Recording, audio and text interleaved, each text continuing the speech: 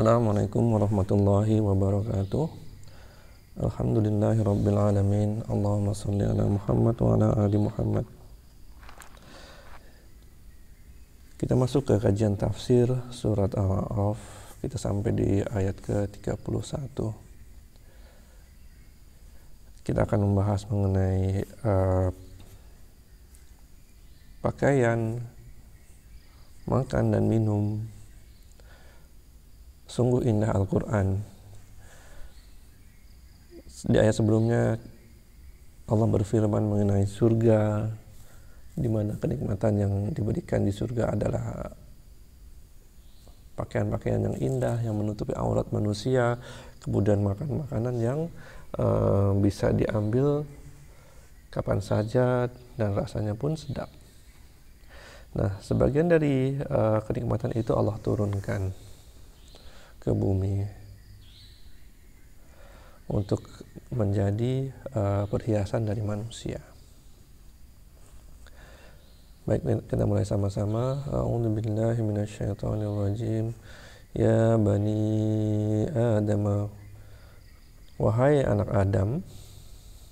Allah memanggil manusia dengan sebutan anak Adam untuk mengingatkan kembali kejadian yang dialami Nabi Adam, turunnya Nabi Adam di surga, dari surga berkaitan dengan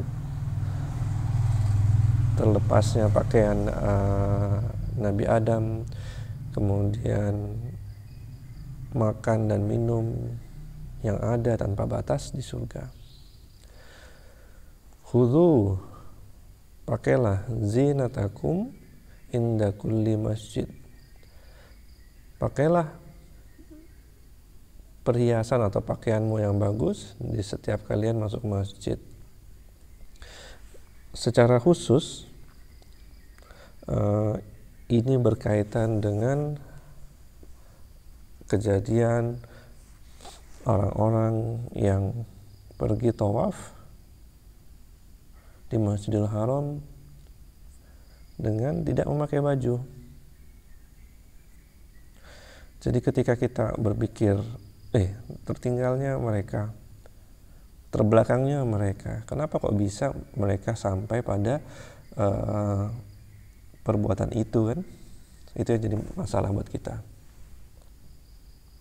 Tetapi itulah kehebatan setan. Jadi setan berhasil menanamkan pemahaman, logika-logika yang aneh dijadikan indah.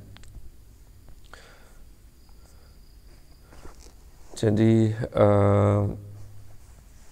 apa yang terjadi adalah mereka tidak mau beribadah kepada Allah dengan menggunakan pakaian yang dipakai, di mana pakaian itu pernah dipakai untuk melakukan dosa. Jadi sekiranya ada pakaian yang seperti itu, mereka akan tanggalkan dan mereka akan tawaf untuk lelaki di siang hari, untuk wanita di malam hari dalam kondisi tidak berpakaian. Hebat bukan? Maksudnya untuk menanamkan logika yang seolah-olah benar. Maksudnya siapa sih manusia yang nggak pernah melakukan dosa, dan kenapa kok bisa pakaiannya ditanggal seperti itu, kan? Tapi itulah setan, makhluk yang berhasil menurunkan Nabi Adam dari surga. Jadi itu secara khususnya, sedangkan secara umumnya adalah kita diminta untuk memakai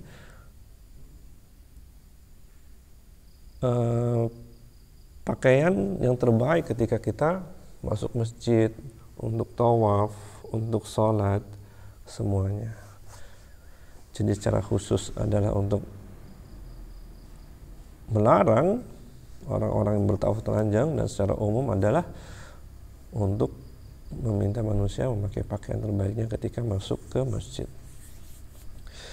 Wa kulu washrabu wa la tusrifu, dan makanlah dan minumlah dan janganlah kalian berlebih-lebihan. Jadi Allah menggarisbawahi 3 hal, pakaian, makan, dan minuman. Dalam 3 hal ini, di mana Nabi Adam mendapatkan semuanya tanpa batas di surga, tapi untuk permainan dunia kita diminta tidak berlebih-lebihan. Kenapa? Kemampuan manusia itu berbeda-beda. Pada kalangan miskin, mereka hidup dengan cukup saja. Sedangkan di kalangan kaya, mereka bisa memakai apa saja yang mereka mau, makan apa saja yang mereka suka, dan minum dengan apa saja yang mereka inginkan. Nah, ulama juga menggarisbawahi bahwa dalam potongan ayat yang singkat ini, makan dan minum jangan berlebih-lebihan, ini adalah kunci daripada kesehatan. Jadi di dalam perut manusia itu adalah sumber dari segala searang penyakit. Allah menciptakan mesin manusia itu, mesin pembangkit energi manusia itu sangat efisien. Dikasih makan sedikit saja bisa menghasilkan energi yang besar. Akan tetapi orang mengabuse, orang melakukannya secara berlebihan, dimasukkan makanan karena makanan sudah sekarang menjadi sarana hiburan kan. Apa yang terjadi? Perutnya gendut. Setelah perutnya gendut, penyakit mendatangan. Betul nggak teman-teman? Innahu la yuhibbul musrifin. Sesungguhnya Allah, Dia tidak menyukai al-musrifin, orang-orang yang berlebihan. Jadi kalau kita niatkan kehidupan kita ini sederhana, hanya demi Allah, ikhlasannya untuk Allah, insya Allah kita akan mendapatkan pahala atas perjuangan kita. Qul man kharrama zinatallahi allati akhraja liibadihi wat-thayyibati minar rizq. Katakanlah, siapa yang mengharamkan zinatallah, perhiasan rezeki yang Allah turunkan, yang Allah keluarkan bagi hamba-hambanya, dan yang baik, thayyibat, dari rezeki yang manusia terima. Jadi ada manusia yang membuat-buat seolah-olah ini datang dari Allah, mengharamkan sesuatu yang Allah halalkan. Hal inilah ayat yang menyindir mereka.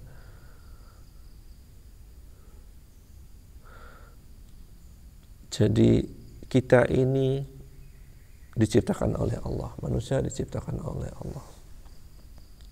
Hidup pertama adalah ujian atau sebuah games.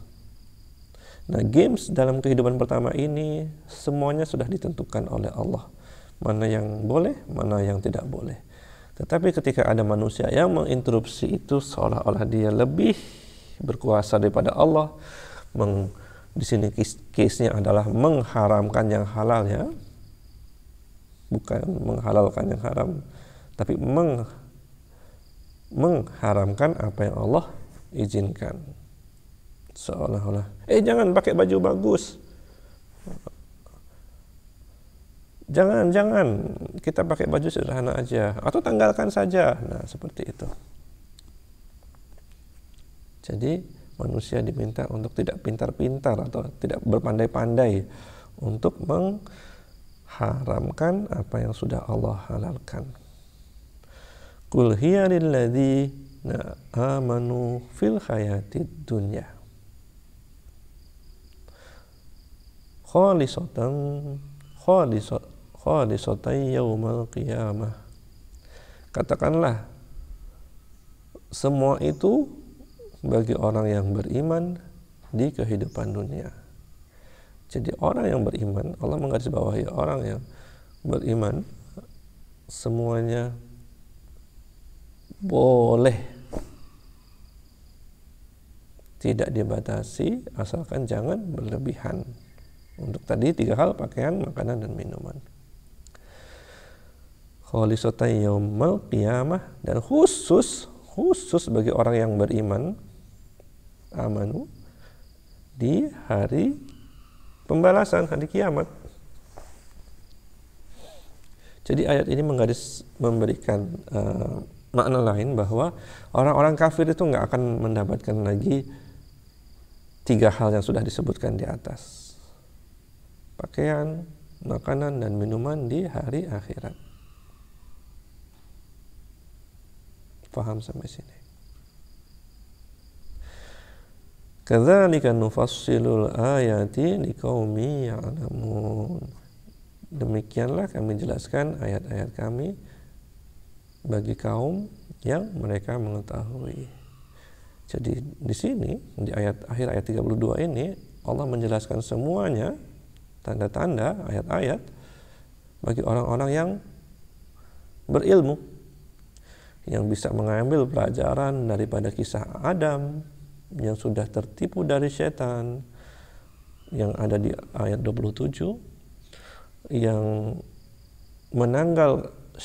setan berhasil menanggalkan pakaian keduanya. Kemudian ketika setan itu dijadikan teman, setan menginspirasikan perbuatan-perbuatan yang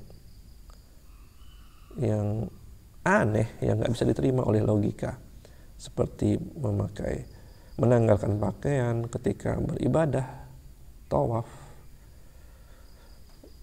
dan lainnya. Kadang-kadang kita menganggap remeh kan cerita ini. Ya, orang zaman dahulu bodoh.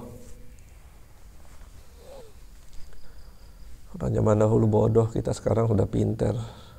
Gak mungkin kita bisa diakalin lagi kayak mereka yang menanggalkan pakaian ketika tawaf.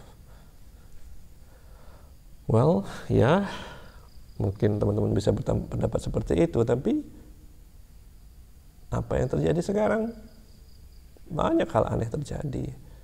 Kayak orang menyembah motor, yang jelas bikinan manusia.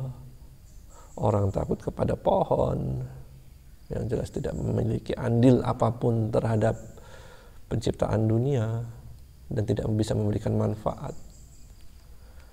Dan kebodohan-kebodohan itu berlanjut karena kita masih punya hawa nafsu dan setan.